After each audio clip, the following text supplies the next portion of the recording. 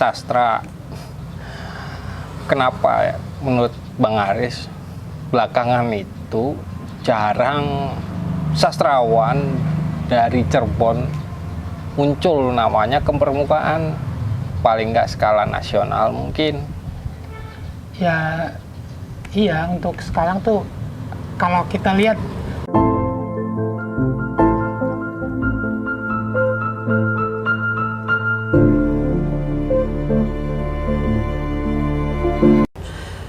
Pak Aris, di Cirebon masih menulis sastra atau cuman sekadar mencari duit untuk kebutuhan perut? masih sama kayak waktu di Jakarta. Maksudnya bekerja pekerjaan utama saya kan memang yang menghasilkan duit dari pekerjaan di kantor itu ya. Terus kalau yang nulis sastra itu sebetulnya dari dulu juga aku memang nggak pernah mengkhususkan ke sastra. Jadi karena aku masih bergantung dari gaji pekerjaan, jadi tetap masih bekerja. Kalau sastra terutama sampai saat ini masih hanya kalau ada waktu luang aku kerjakan itu, tapi memang dengan yang agak itu serius ya. Tapi waktunya memang kurang, maksudnya nggak full total nulis sastra untuk total gitu ya, karena nggak bisa menghidupi. Sementara aku kan punya keluarga, punya kebutuhan sehari-hari yang harus dipenuhi kan. Berarti memang jadi persoalan dari dulu ya Bang, bahwa sastra itu tidak bisa mencukupi kebutuhan orang yang sudah berkeluarga. Iya, secara umum mayoritas begitu, walaupun ada beberapa kasus sastrawan yang dia bisa hidup dari total dia menulis, ada. Contohnya Ayu Utami mungkin ya, Dewi Lestari, mungkin sampai Eka Kurniawan ya. Ada beberapa lagi itu, tapi segelintir kan. Yang lainnya kan sambilan. Maksudnya dia punya pekerjaan utama di samping sastra, atau sastranya sampingan dari pekerjaan utamanya gitu. Selain kegiatan ekonomi, apalagi Bang? Katanya ada kegiatan bisa diceritain, katanya bikin apa, ekologi apa itu? Ekobrik. Ya. Nah, bisa ditunjukin nggak Bang? Ya boleh. Jadi gini ya, dari dulu tuh aku kan sebenarnya punya punya kecintaan kesukaan menanam gitu. Sedih resah kalau ngelihat sampah plastik gitu ya. Kalau melihat banyak lahan kosong tanpa tanaman itu sedih gitu. Jadi aku menyisihkan waktu untuk mengisinya dengan cocok tanam misalnya nih. Kayak di sini tuh kayak gini, aku nanamin tuh. Terus selain itu juga untuk mengurangi sampah plastik, setiap produksi sampah plastik rumah tangga aku kumpulkan menjadi ini nih, ekobrik. Sini salah satu contoh ya, kayak gitu. Ini jadi tempat duduk? Iya, itu tempat duduk. Tempat duduk, bisa juga meja yang tadi kamu lihat itu, meja gitu, tempat duduk. Dan kalau banyak sih bisa juga buat ini mebel yang lain kayak rak atau apa gitu. Jadi sebenarnya untuk kegiatan ini terus terang ya aku lebih ketimbang sastra ya. Kenapa ya aku lebih bahagia melakukannya gitu tuh, melakukan kegiatan lingkungan itu loh. Sayangnya memang aku udah belum banyak mempengaruhi lingkungan, masih lebih ke individu sih. Walaupun beberapa waktu yang lalu dari pihak desa pernah meminta aku jadi ngasih tutorial lah ke ibu rumah tangga PKK tuh. Itu aja sih, itu juga cukup senang ya membagi pengetahuan tentang bagaimana lingkungan gitu. Ini penulis cerpen yang kurang bahagia menulis cerpen, tapi lebih bahagia dengan terkaitan lingkungan. Ya bisa dikatakan begitu, jujur saja memang begitu. Nah, kenapa nggak menulis cerpen? Mungkin tema-temanya tema lingkungan, mungkin jadi double. Ya itu bisa saja, dan itu juga pernah saya lakukan kan di beberapa cerpenku yang walaupun tidak secara implisit ya, tapi lebih tersirat juga aku pernah beberapa nulis tema itu. Tapi aku lupa judulnya karena ada beberapa sih. Itu. Kenapa nggak diseriusin, Bang? Dan itu kan belum menjadi sejauh aku membaca sastra, ya, banyak sedikitnya masih belum begitu familiar ya karya sastra yang mengampanyekan tentang lingkungan. Iya. Ya memang belum banyak ya, belum banyak digarap ya. Dan aku pun memang belum terlalu ke situ. Ya mudah-mudahan aja ke depan bisa itu. Tapi sejauh ini sih belum apa ya? Maksudnya itu buatku tuh belum menjadi tema yang aku belum menemukan ini menjadi tema yang menarik di ini. Tetapi kalau sebagai sekadar tema-tema kayak sekadar sekali muncul itu ya aku lakukan gitu. Emang tema menarik karya sastra di tengah maraknya era digital dan sosmed banyaknya sekarang apa, Bang? Itu ya sangat subjektif lah ya. Kalau buatku saat ini tema aku sebenarnya pengen menulis hal-hal yang buatku tuh menarik, tapi mengeksekusinya itu agak susah juga, friend. Jadi yang selama ini aku lakukan, aku masih mengeksplor tema tentang ini sih, mistik tentang pelangon itu. Pelangon, monyet pelangon, yeah. Itu banyak yang aku terus menggalinya ya sampai sekarang tuh. Nah kalau tema yang lainnya tentang yang lingkungan masih sedikit. Kalau yang lainnya tentang perempuan juga aku nulis soal itu. Atau paling nggak tuh aku nulis dengan kesadaran gender gitu ya, kesadaran ramah gender gitu. Yang seperti yang dipesankan oleh Kiai Hussein itu loh. Tapi gender realis magis itu sudah lewat kayaknya masanya, Bang ya. Realis magis kalau mau mengangkat soal pelangon yang ada berbau mistik-mistiknya, tapi mengangkat juga sisi realismenya gitu. Tapi itu kan ketinggalan. Iya, aku kalau nulis kan nggak peduli soal ketinggalan atau enggak. Kalau buat itu menyenangkan ya. Terus dan saya kira soal ketinggalan atau enggak kan sebenarnya itu ini aja. Kalau kita nulisnya dengan bentuk baru atau bungkus baru atau apalah gitu ya, itu menjadi hal menarik lagi gitu. Kan soal tren itu juga sastra kan nggak ada trennya saya kira ya. Kalau ada yang muncul kalau itu disukai jadi suka lagi kayak gitu kan. Memang banyak sih kalau mau mengangkat cerita-cerita magis di Cirebon ya, kayak misalnya gua Sunyaragi juga sejauh ini saya juga belum pernah baca cerpen Gua Sunyaragi.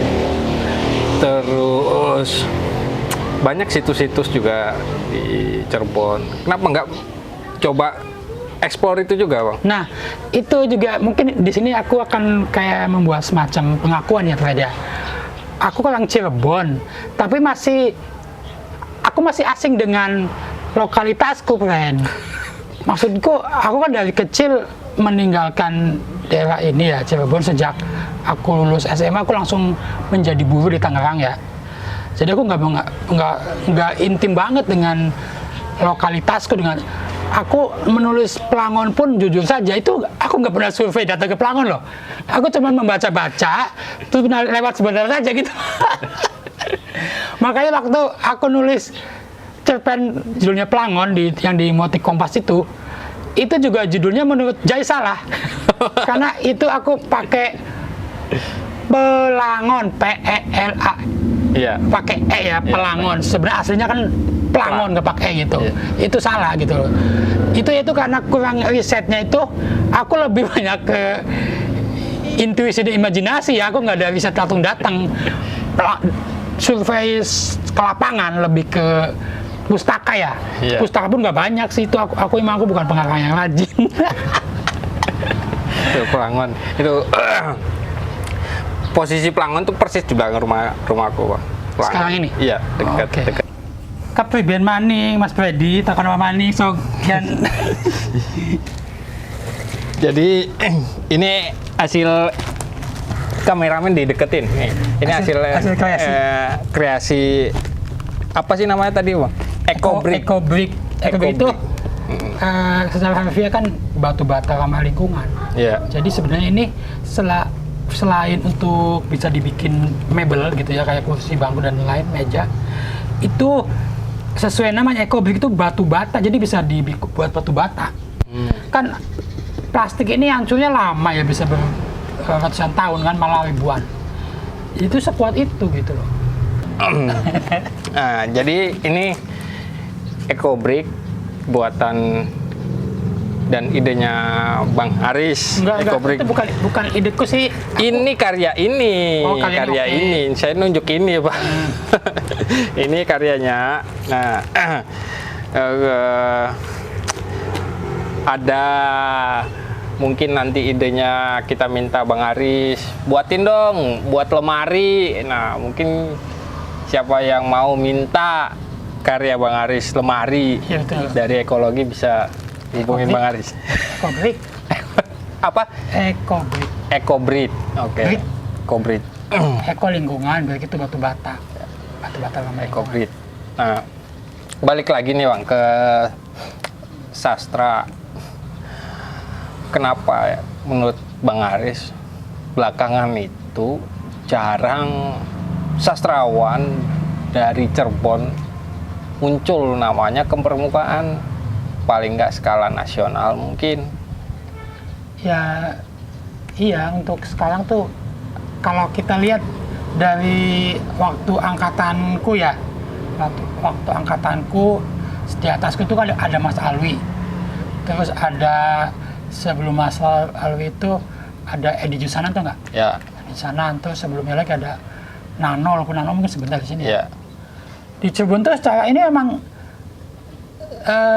apalagi setelah Mas Alwi meninggal, Mas Alwi meninggal, angkatan selanjutnya tuh memang sangat sedikit. Itu sebabnya saya juga nggak kurang begitu ini ya. Mungkin juga sama seperti di daerah lain sih. Dunia sastra tuh memang dunia yang sepi, jadi nggak jarang yang menyukai gitu tuh. Nggak tahu sebabnya apa. Mungkin juga ya seperti juga kasus di daerah lain. Masyarakat kita memang tidak memandang penting sastra. Anak mudanya juga mungkin begitu. Jadi apalagi kegiatannya tidak ada yang mempromosikan gitu di Cirebon, di pusat kotanya ya, di kampung, apalagi di kampung, karena kan dunia sastra itu sebenarnya datang dari masyarakat pelajar dan perkotaan. Jadi kalau Anda bertanya kenapa, aku nggak tahu ininya apa penyebab utamanya itu apa, itu secara persis itu aku nggak bisa menjelaskan ya, karena memang belum melakukan studi khusus kayak gitu. Ya. Apa mungkin karena medianya yang kurang, apa mungkin karena regenerasinya yang tidak jalan, atau karena faktor X mungkin lebih pertarungan pada sektor digitalisasinya mungkin? Kalau aku ngelihat sih, kalau dulu kan aku menulis sastra itu pengen karyaku tampil di media ya, di koran gitu, nah itu rasanya sebuah kebanggaan. Kalau anak-anak sekarang kan kayaknya udah nggak membutuhkan lagi media kan, mereka punya Facebook, punya YouTube, punya apalah gitu, dan mereka bisa menulis apa saja di situ, walaupun menulis puisi atau ucapan atau apa di status medsos ya, walaupun itu mungkin bukan dianggap sebagai sastra yang serius ya, tetapi memang mereka memang nggak butuh sastra yang serius. Udah kalau mereka bisa menulis begitu ya udah cukup gitu loh. Dan saya kira mungkin juga masyarakat kita nggak butuh sastra. Memangnya yang diinginkan tuh seperti apa sih? Aku juga kadang-kadang heran juga. Ini penulis cerpen tapi mempertanyakan untuk apa sih sastra? Iya, terus terang aja aku juga mau begitu. Maksudnya, kalaupun aku misalnya mengajari teman-teman anak muda nulis itu bukan supaya mereka menjadi penulis juga, tapi ya mereka cuma baca dan mengenal sastra itu aja. Aku nggak misalnya ayo jadi penulis. Enggak. Ada beberapa anak muda di tetangga kecamatan di Kalimbukti ada yang juga minta, Mas tolong dong aja belajar nulis, ya ayo kita belajar nulis bareng gitu, atau melalui chatting atau apa gitu. Tapi ya sudah gitu, misalnya aku nggak semenggebu-gebu dulu belajar sastra kemudian anak buahku harus jadi juga penulis gitu, nggak gitu sih. Kalau jadi ya syukur, kalau nggak ya yang paling penting itu adalah mereka kenal aja, bisa nulis aja kan. Bisa nulis itu tidak hanya untuk dunia sastra kan, maksudnya kalau kita bisa nulis juga bisa, kemampuan itu kalian itu bisa dimanfaatkan untuk profesi lain kan, bisa membenahi cara berpikir dan lain-lain gitu. Terus supaya muncul orang-orang di Cirebon yang berkecimpung di dunia sastra, maksudnya itu muncul di skala nasional, kira-kira apa yang perlu dilakukan, Bang? Ini kan semacam redup. Benar, kalau saya ngamatin juga pasca nama almarhum Alwi, Cirebon tuh sudah kayak itu aja orang-orangnya gitu. Pertanyaannya adalah buatku ya, Iya. buat apa juga gitu loh. Maksudnya, buat apa? Apakah memang Cirebon tuh butuh apa sastrawan itu? Iya. Itu aku terus aja sampai sekarang ini aku nggak yakin dengan jawabanku sendiri, makanya aku apakah memang perlu gitu. Jawabanku yang tidak meyakinkan itu adalah bahwa seorang sastrawan mungkin bisa memberikan penyadaran ke masyarakat ya, tapi apa itu bisa apa sejauh pengamatanku banyak sastrawan kayak dulu Mas Alwi atau siapa juga kan nggak begitu signifikan pengaruhnya bagi perubahan kan. Tapi ya itu mungkin tetap perlu ya, tetap perlu. Tapi terus aku termasuk orang yang pesimis apakah sastrawan perlu atau tidak buat Cirebon gitu loh. Ya udah biarin seperti ini gitu. Tapi sebagai aku seorang seniman, sebagai aku seorang penulis sastrawan gitu, tentu kita membutuhkan teman-teman ya, teman-teman untuk diskusi gitu. Itu perlu itu. Tapi bukan, kalau aku sih pikirannya bukan untuk kemudian jadi sastrawan besar gitu. Itu ya boleh-boleh aja jadi gitu. Tapi orientasi gue bilang begitu lagi. Orientasi gue sekarang adalah bagaimana punya teman, membuat lingkaran pertemanan sastra oke, lingkungan oke, atau apapun oke lah kayak gitu. Jadi sebenarnya sih kalau pertanyaanmu dengan apa, jadi sekarang tuh beda sastrawan atau apa tuh dalam kepala aku tuh udah beda tuh Fred. Jadi nggak semenggebu-gebu dulu tuh. Kalau Bang Jai kan masih mungkin ya, tapi nggak sekarang mungkin juga berubah dia ya. Tapi aku sih sastra itu kan hanya satu persoalan dari sebetulnya persoalan kehidupan kan. Iya. Itu. Jadi terus terang aja bagiku sekarang ya yang dibutuhkan adalah menjadi orang yang baik gitu loh. Karena negara ini, Cirebon ini rusak banget, Red. Rusak banget. Rusaknya bisa dijelasin. Nah, ini pandangan rusak Cirebon dari seorang penulis sastra. Ya, Cirebon itu sangat buruk pengelolaan governance-nya. Dilihat dari infrastruktur ya, jalan-jalan, terus sungai banyak banget pendangkalan tapi nggak ada aksi untuk pengedukannya. Terus jalan-jalan juga banyak yang berlubang di mana-mana tuh, bukan hanya di beberapa lokasi tapi hampir di semua loh. Dari Gebang, kalau kalian dari Gebang ke sini, yang belum mungkin sebagiannya udah dibeton ya. Kesananya udah rusak banget lah gitu. Terus kedua, tadi itu kita lihat dari bupatinya aja kan kena ya. Dan itu kan kenanya karena jual beli jabatan, salah satunya ya. Dan banyak informasi kekayaan Sunjaya itu sebelum dan sesudah menjadi itu sangat beda banget kan. Nilai akumulasi duitnya tuh sebelum dia jadi dan sesudah jadi bupati. Dan itu tuh menjadi kayak model di tingkat desanya, kayak gitu tuh.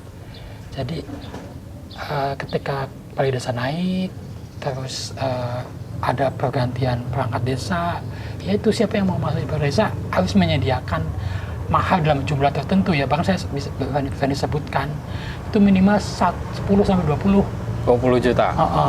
Itu. Dan itu bukan hanya di desa sini, tapi semua desa. Saking umumnya, itu dianggap sebuah kelaziman. Nah, itu yang sangat mengerikannya tuh. Jadi mengangkat perangkat desa bukan berdasarkan kemampuan bekerja dan mau melayani, tapi seberapa dia punya duit. Kayak gitu. Itulah yang membuat mungkin Cirebon susah bergerak majunya ya. Itu kan soal strukturalnya, tapi kalau soal sosialnya atau masyarakatnya sendiri itu ada nggak dalam keburukannya? Untuk perilaku korupsi ini ya? Ya. Itu sudah ini Fred, seperti ini aku mau sebagai contoh Cirebon aja ya, tapi sebenarnya ini mencerminkan masyarakat Indonesia loh. Ya. Udah rusak banget tuh. Iya, masyarakat itu misalnya kalau ada pilkades atau apa gitu, mereka nggak akan memilih calon kepala desa yang tidak memberi money politik ya. Yeah. Itu nggak, mereka akan memuja justru yang memberi, nggak peduli itu apakah dia berkualitas atau enggak ya, yang penting dia ngasih paling gede. Itu memang ada beberapa ini ya simpati, misalnya gini, misalnya ada beberapa kasus yang dia memberi money politiknya lebih sedikit tapi bisa menang gitu, tapi kan tetap dia ngasih money politik. Yeah. Nggak ada sama sekali yang kosong terus menang, nggak ada. Benar, bahkan kamu cari sendiri deh, nggak ada sama sekali yang dari misalnya dia sama sekali nggak ngasih terus menang, itu nggak ada. Artinya apa? Artinya kalau orang mau mencalonkan menjadi kepala desa, dia harus punya duit, tidak punya gagasan nggak apa-apa, yang penting punya duit gitu. Dan tadi aku mau ngomong yang lucu ya, kamu tadi soal perilaku masyarakat ya. Perilaku masyarakat sangat permisif untuk hal-hal begitu, bahkan menganggap itu sebuah kelaziman. Jadi bukan permisif lagi, udah menganggap itu wajar aja. Yang menggelikan waktu itu ya, waktu pemilihan kepala desa itu, banyak masyarakat yang ketika dia dikasih gitu, terus dia dengan bangga, dengan apa tuh mengunggahnya di Facebook, friend. Oh gitu. Dia bilang, Masya Allah, barokah ya, calon ini sudah memberi kami ini. Jadi menyandingkan sebuah kecurangan atau katakanlah sebuah penyimpangan, korupsi gitu ya, money politik itu dengan keberokahan agama gitu loh. Itu menggelikan sekali. Tapi ini juga jadi catatan juga ya, kenapa pemilu kepala desa nggak itu sudah dipublish terang-terang benderang, nggak ada pengawas yang ngawasin itu ya? Menjadi kelaziman masyarakat kita, perilaku masyarakat tuh udah, misalnya ketika ke balai desa atau ngurus apapun, karena sudah lazim, maka ketika dipungut pun jadi nggak masalah, nggak mau laporan gitu tuh, kayak gitu. Kalaupun ada yang laporan, kalaupun ada, misalnya aku punya pengalaman gini, Fed, ponakan kawan menikah Ya. di Cirebon sana di Talun, dia itu mau menikah, daftar ke KUA itu diminta duit 1.200.000 ya. Padahal peraturannya itu menikah kalau di luar kantor KUA itu cuma 600.000. Iya. Kalau di KUA di kantor itu gratis. Ya. Nah, kalau di luar KUA pun bayarnya nggak cash, Ya. tapi melalui rekening. Itu tidak terjadi, Fred. Di sana itu si perangkat desa namanya LBH itu mengarahkan si calon pengantin itu ke lebihnya, membayar ke lebihnya gitu loh. Nanti kan lebihnya mungkin udah ini sama petugas di KUA-nya gitu. Nah, hal itu tuh sudah menjadi kelaziman. Nah, makanya ketika aku ngomong ke ponakanku, aku mau membongkar ini, misalnya mau sekedar atau menuliskannya, walaupun nggak di media, katakanlah di media sosial ya, dengan tag beberapa nama lah. Karena aku kebetulan punya temen orang KUA tuh yang pengen membongkar hal itu ya. Ya udah, aku udah membuat rincian tuh ini. Tapi ada beberapa data yang kurang kan, terus aku minta datanya ke ponakanku itu. dan dia nggak mau, ketakutan gitu loh. Makanya aku nggak bisa, kan aku harus rinci dan detail ya, kalau gitu. Akhirnya ya nggak jadi. Nah itulah kenapa hal itu menjadi lestari, karena si korbannya sendiri nggak mau membongkarnya. Satu itu, kedua, kalaupun ada orang yang melapor gitu ya, seperti banyak kasus lah di Indonesia tuh, mungkin di Tasikmalaya juga begitu. Itu si katakanlah yang berwenang tuh bukannya membereskan, tapi dia malah mencari yang melaporkan itu. Melaporkan. Malah diintimidasi mungkin ya gitu-gitu lah. Sehingga akhirnya praktek itu menjadi lestari, menjadi kelaziman yang akut jadinya tuh. Jadi susah dibenahi, jadi bikin hopeless. Kita mau dari mana nih membenahinya tuh. Mungkin terakhir Bang ya, terkait sastra dan menulis Bang Aris, ada rencana buat novel nggak? Ada, saya udah nulis novel tuh sudah sampai bab 5 kan. Itu ternyata macet ya. Kalau untuk cerpen sih saya masih tetap produktif, maksudnya nggak perlu lebar banget, tapi kayak udah menjadi rutin, aku harus nulisnya sebulan 1 gitu, walaupun nggak peduli dibaca atau enggak ya. Tapi ya itu aku masih berusaha menulis, dan terakhir itu aku di detik.com dan di media online, maksudnya ya pokoknya udah jarang di media cetak ya, karena emang sekarang juga udah jarang kan. Media online, banyak media online, basa-basi gitu.